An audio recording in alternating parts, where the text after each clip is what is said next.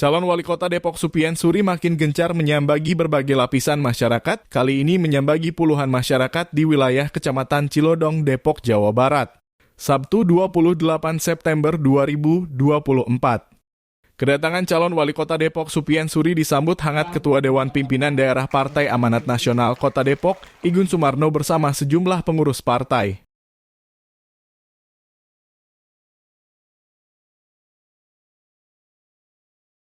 Dalam kesempatan tersebut, Igun Sumarno mengajak kepada Ketua RT, RW, dan masyarakat di wilayah Cilodong dan Tapos untuk berjuang memenangkan pasangan Suppian Chandra di Pilkada Depok. Pernyataan itu disampaikan anggota DPRD Kota Depok dari fraksi Partai Amanat Nasional Igun Sumarno dalam acara deklarasi Ketua RW, RT, tokoh masyarakat, alim ulama, tokoh pemuda, kaum ibu-ibu serta para tokoh lintas agama.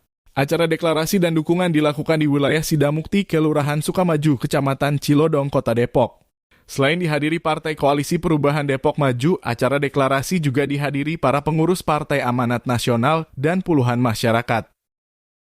Kami, Ketua RW dan RT sekelurahan Sukamaju, yang terdiri dari RW 01, RW 2, RW 3, RW 4, RW 6, RW 8, RW 9, RW 10, RW 11, RW 13, RW 14, RW 17, RW 18, RW 19, RW 21, RW 24, RW 25, RW 26, RW 28, dan RW 30. Kami siap memenangkan Suppian Suri Chandra sebagai Wali Kota Depok.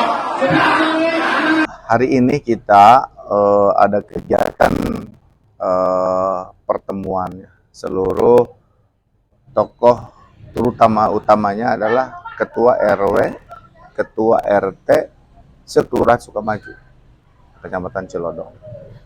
Jumlah RW yang berkomitmen yang sudah menyatakan akan memilih, bukan hanya mendukung ya, tentunya memilih dan bergerak itu ada 26 RW.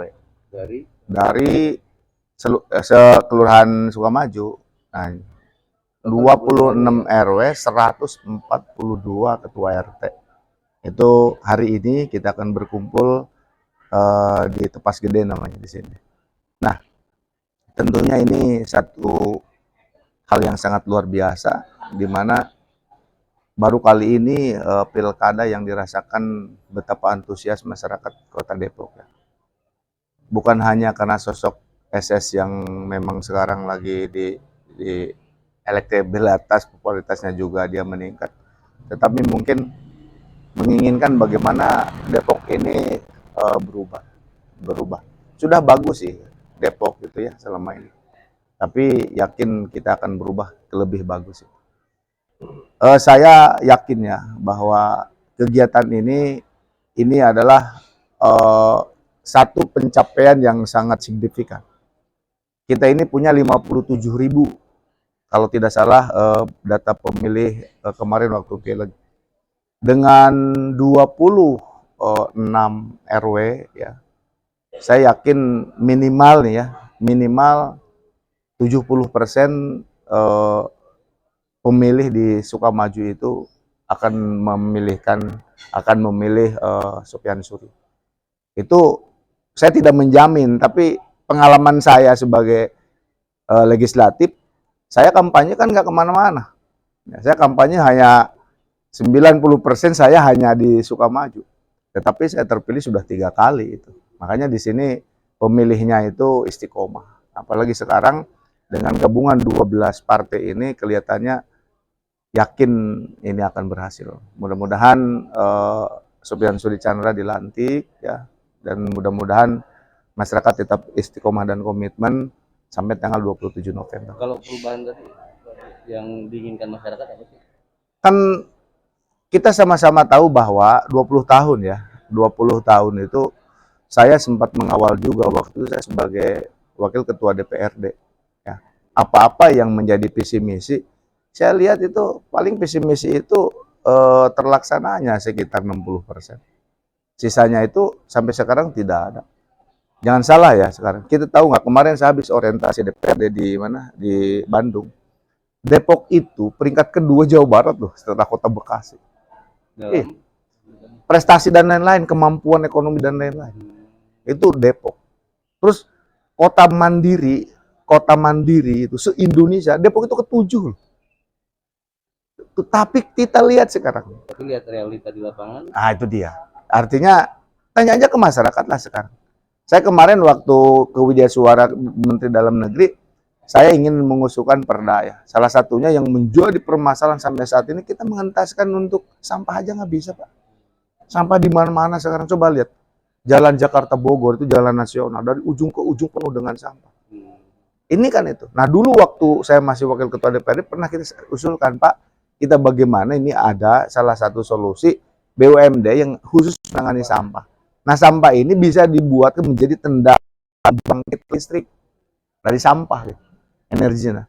Ini kan kita butuh apa bahannya sampah. Nanti hasilnya energi listrik. Ini kan sangat luar biasa. Nah, dengan konsep yang sekarang kita banyak masalah belum terpecahkan, lalu masih banyak PR-PR yang memang itu juga belum dilaksanakan. Maka saat inilah harus berubah gitu dari itu. Pendidikan sampai sekarang coba lihat, masih banyak daya tampung, bahkan anak tidak bisa sekolah, ya kan? Kesehatan masih banyak penduduk Depok yang berobat itu nyimpang ke Kabupaten Bogor, kan itu. Banyak juga yang harus dirujuk ke Jakarta. Terus bagaimana kota kita ini? Padahal APBD kita paling tinggi. Itu dilihat dari kemampuan ya. Kita bisa menyumbang kok ke kabupaten-kabupaten di Jawa Barat dengan dana sharing dari pajak itu.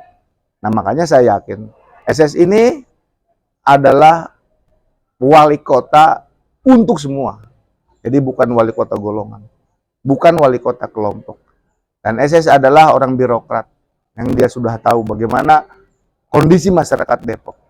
Nah ini harapan kita. Mudah-mudahan semua itu Depok bisa maju. Apalagi kemacetan dan lain-lainnya kita tahu semua lah itu ya. Makanya dengan adanya sekarang masyarakat sudah tahu bahwa ini adalah momen kita mau merubah Depok, ya harus berubah. Ya berarti kalau berubah berganti pemimpinnya.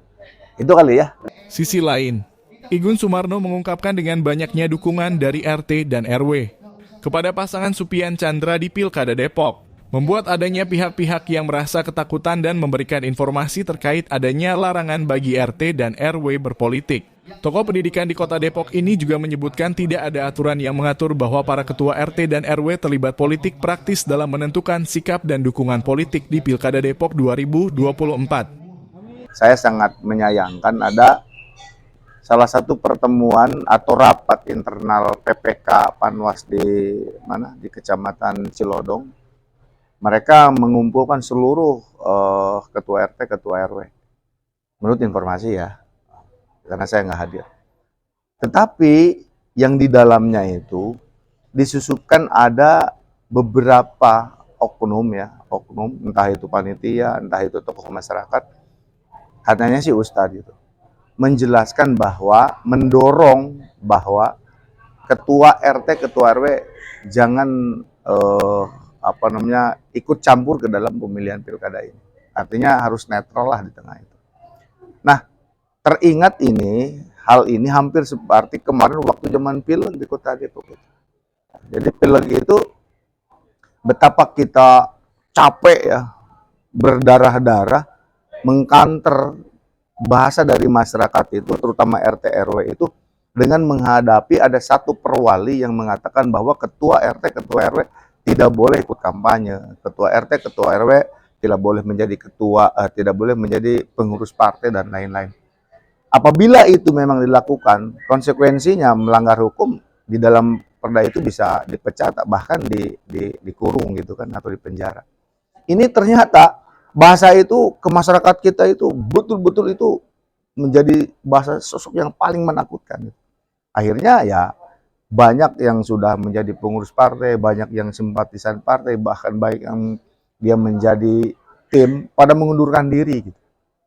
Nah, ternyata pada saat kita mau kampanye, dikeluarkanlah aturan, emang sudah ada dari dulunya. Jadi bahwa KPU itu tidak membenarkan bahwa yang tidak boleh berkampanye kan sudah jelas di situ. Itu ASN, ya kan, TNI, Polri, terus pejabat-pejabat publik lainnya mungkin yang tidak boleh mengikuti itu. Tetapi ini sekarang ini akan kembali kelihatannya didorong seperti itu.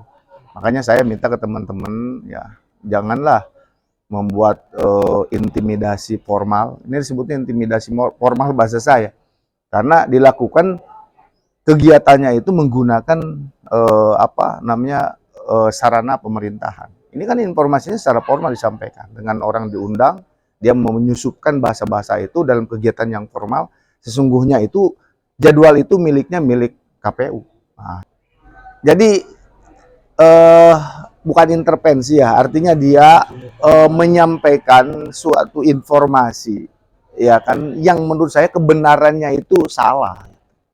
Ini kalau begitu kan bukan intervensi, itu penyalahgunaan kebenaran. Nggak boleh itu. Ya dia bisa kan undang-undang. Pada saat undang-undang aturannya seperti A, tapi dia menyampaikan seperti B, itu bahaya juga aturannya itu.